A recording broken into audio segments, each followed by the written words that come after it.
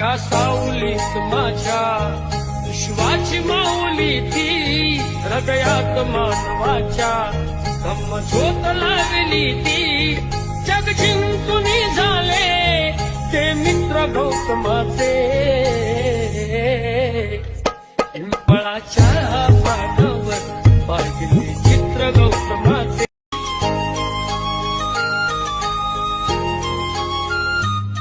या सावलीत माझ्या विश्वाची माऊली ती, हृदयात मानवाच्या धम्मज्योत लावली ती.